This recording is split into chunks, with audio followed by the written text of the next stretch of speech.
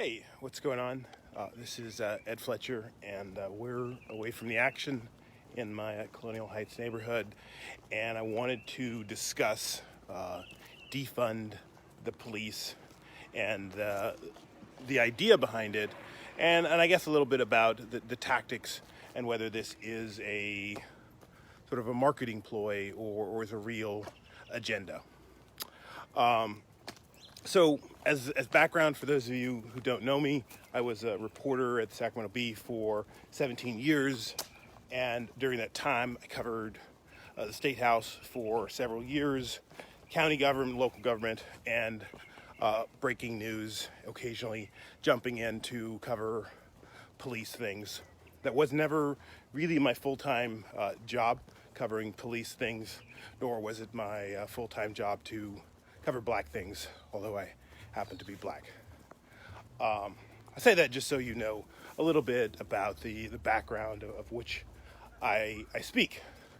The notion of defund the police, I think, has been a brilliant sort of play, and it's done such an amazing job of setting the agenda. As you recall, we're all sort of starting this conversation out of the Justice for George tragedy, murder, and protest that grew out of there. And for days, we had people sort of wondering, well, what do people want?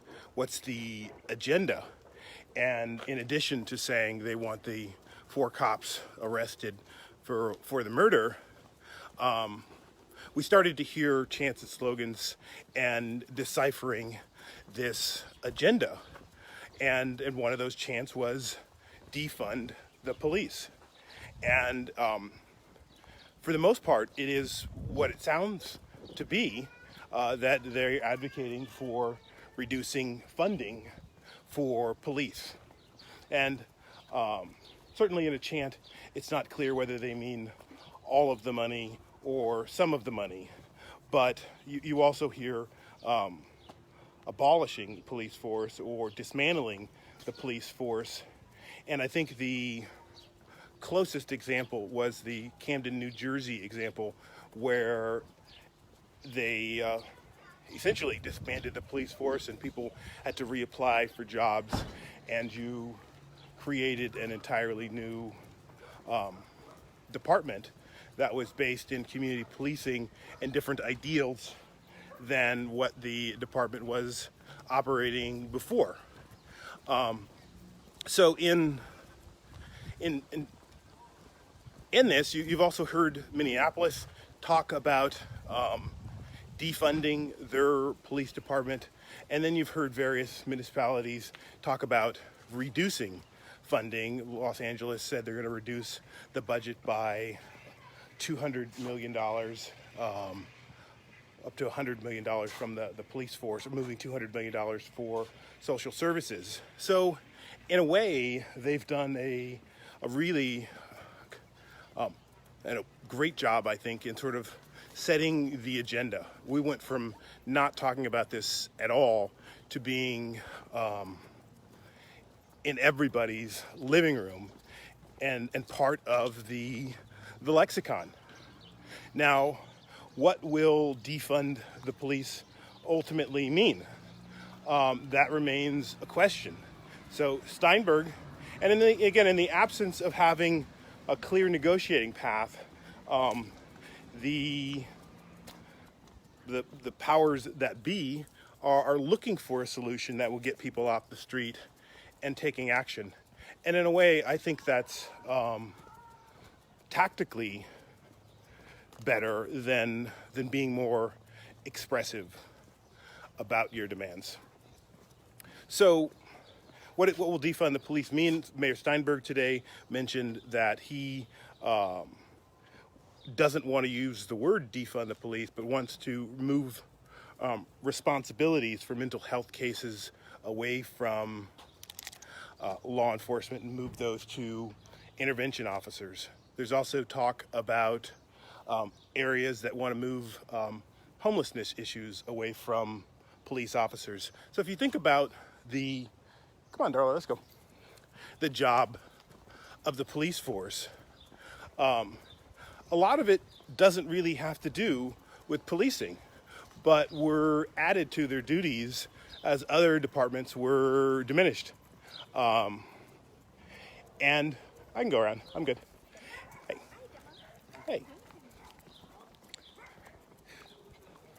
Okay, let's go, buddy. And the ironic thing, I think, in some of this is that Bill Clinton gets a lot of the blame for where we're at. He and Al Gore were moderates who had taken to adopting Republican planks, implementing them, and characterizing it as moving to the center. And it was effective in his win. And for the most part, Republicans were agreeing up with him about the sex things, but not about those policy matters there. He had a goal of adding 100,000 police officers to the streets and characterized it as the goal of reducing crime. But as the stories I've pulled out today and have shared, the statistics indicate that as you add more money to the police force, the problem gets worse.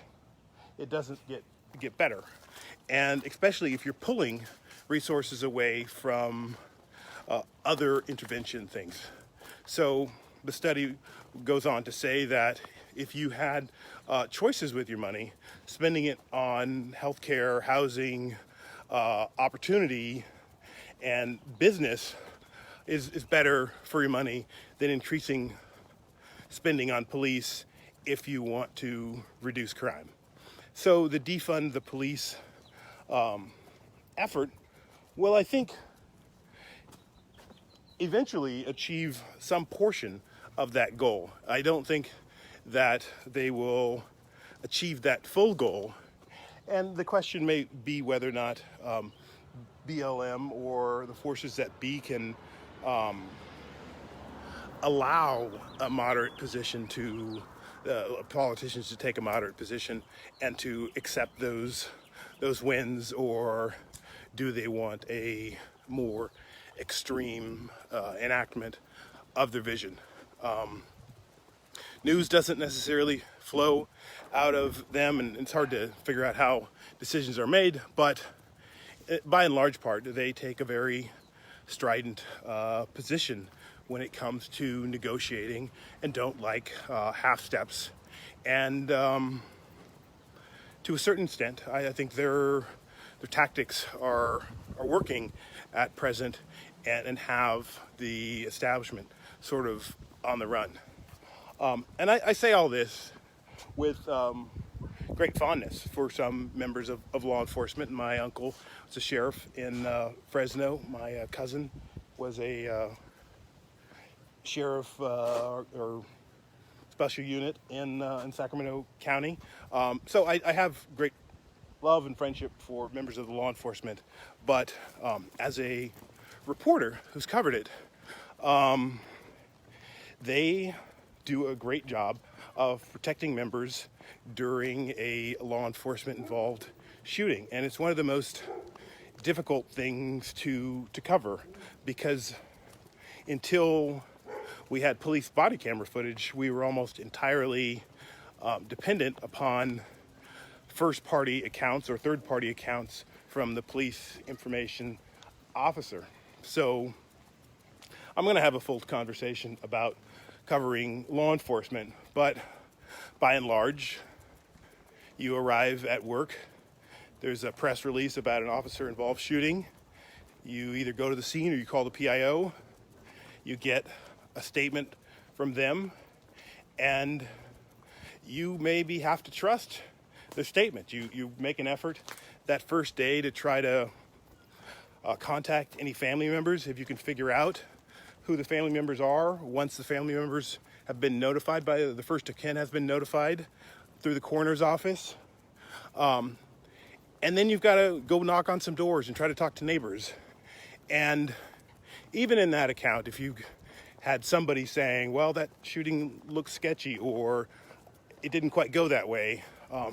Having that information is very hard to get, and for the most part, you're dependent upon the police to tell on themselves, and they have shown themselves to lie in those scenarios and to create the report in such a way that the officer reports that they feared for their life, and they had to discharge their weapon and fire 10 shots, killing the quote-unquote suspect.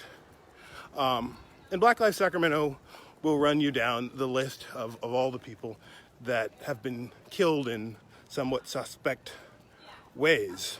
But until that police body camera footage started to be released, which is only in the last couple of years that we've been getting this high definition access to what really happened, that our understanding is starting to change. And some agencies like Scott Jones in the sheriff's office has refused to release that footage and continues to shield his officers from scrutiny, transparency, examination. He refuses to release officer history. So you're completely at the mercy of the courts and the agencies when it comes to trying to get that information. I will say that Sacramento has been a breath of fresh air recently in releasing the body camera footage, and that's made for some compelling views that has changed the narrative. And as that narrative has changed and changed elsewhere, we've seen firsthand what Black and brown people have been saying for a long time, and it looks ugly. And the killing of George Floyd was so particularly ugly that people stood up. And now they're having this conversation about the nature of police forces and whether they need these paramilitary surplus equipment that's been given to them, and whether we can break some of those duties and share them with different agencies and spend more on prevention of crime than the management. Hello. All right, I'm gonna shut this down and go say hi to my neighbors. Thanks for checking this out, and I'll talk to you later.